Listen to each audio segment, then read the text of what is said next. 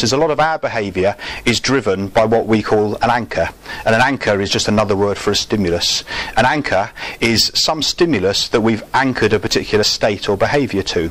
So in the context of here, the bell acts as an anchor, so when you ring the bell, that anchor sparks off everybody running away from the activity into the dining hall. And can you think of times yourselves when maybe you've seen something and suddenly you have a flashback to something in childhood or something in your younger life? Or for me, it's the smell of honeysuckle, because when I was very young we had a big honeysuckle in the garden, and now whenever I'm walking somewhere, honeysuckle, I don't come across it that often, but suddenly if I get a waft of honeysuckle, it takes me straight back to my garden where I was as a young child. Has anybody else got anything like that? It smells really powerful. Yeah. And for some people it's tastes too.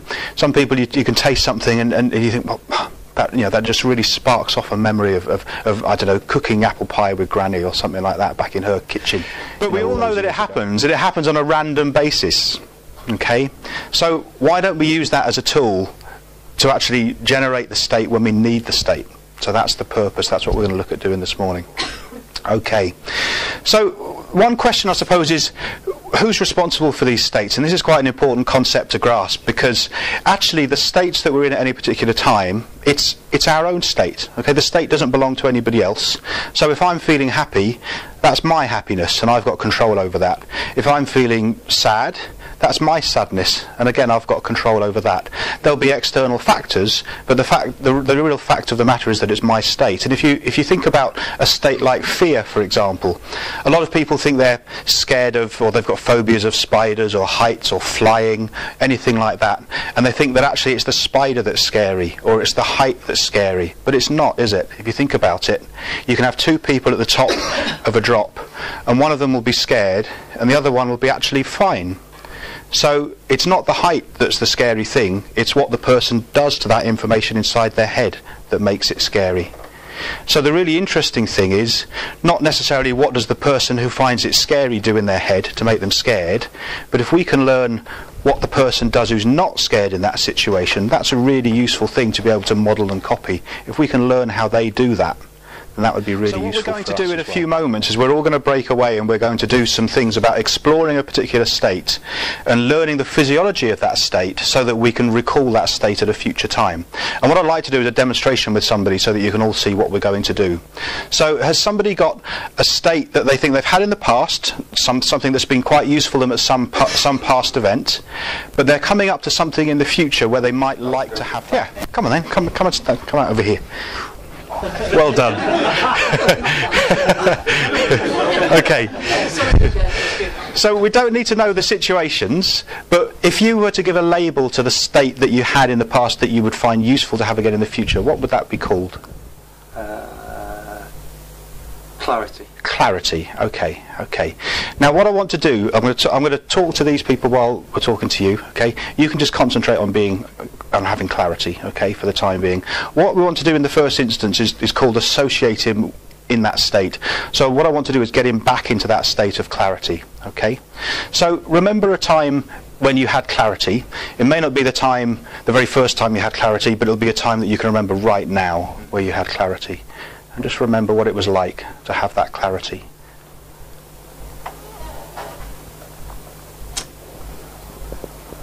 Just very visual ones, being able to see very clearly what I'm doing.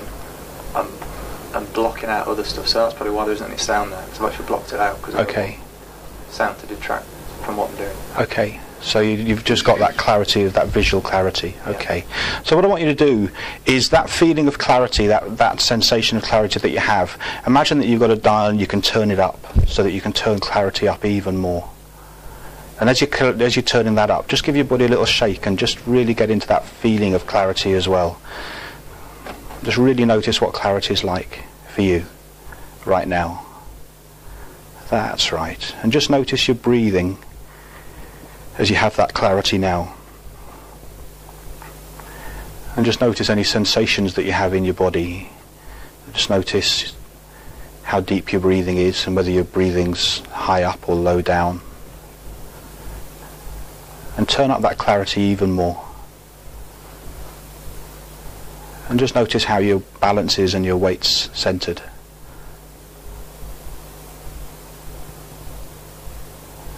as you have that clarity again right now.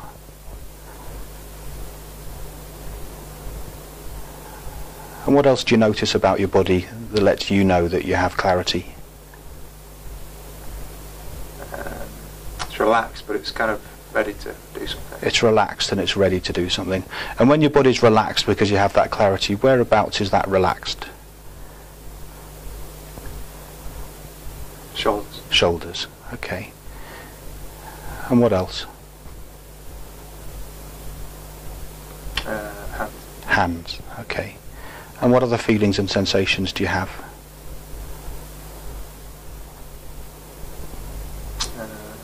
Almost kind of tunnel vision, so I'm getting rid of peripheral stuff. Okay, so that I don't need. Brilliant. And when you have that tunnel vision, what is it within that tunnel vision that's important? It's filtering out stuff. Filtering so out it's stuff. not complete tunnel vision. Still got peripheral vision, but it's not important. Okay. Filtering Okay. out all important stuff. Okay. And you have those relaxed shoulders now, and those relaxed hands. And what about your breathing? You think about your breathing very carefully.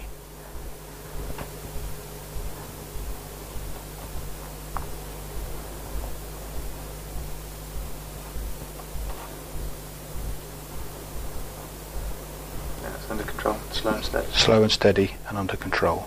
Okay, that's great. And is there anything else about relaxed that's important?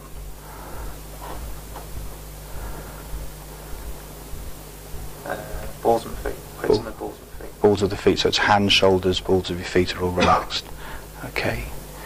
And this overall state of focused, is there anything else that's important about that? No, I don't think so. You don't think so? Okay, that's great. Good. So have a shake about, have a walk, okay? Now, did you notice that actually he stood fairly still for the whole time and he was gazing off slightly to his right? His physiology was pretty much in one situation the whole of that time, okay?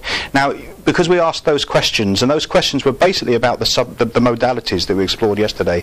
So it was when you're in that state, what can you see? Or what are you seeing? What are you hearing? What are you feeling? And we explored those a little bit. The feeling ones are really, really important. Now, at the beginning, you were more concentrating on what you could see. But when we explored the feeling things, we came out with relaxed shoulders, relaxed hands, relaxed feet. We had the breathing pattern as well. And they're the important bits because they are the bits that can act as the anchors. So anytime you want to get into that feeling now or that state of being focused, now you know how to stand and how to breathe and what to do. So feel free to get back into that state now, again. A little bit on the wall to stare at. Okay. No problem.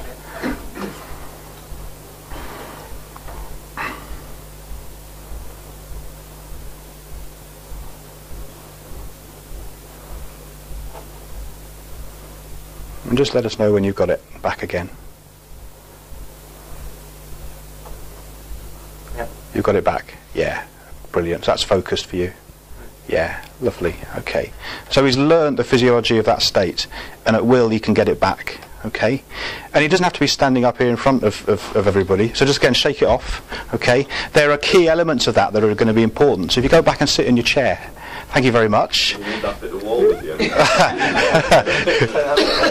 But now that you're back and sitting in your chair, I want you to get focused again. Okay, so what is it that you need to do to get focused?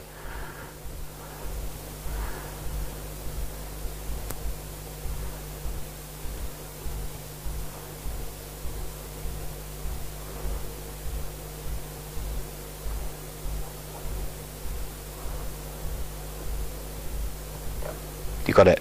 Yeah. Brilliant. It's kind of weird because it's very much taking the cues back then of feet, my hands and my shoulders. When I sat down, it's completely different. Yeah. But then you're still aware of those bits to think about. Yeah.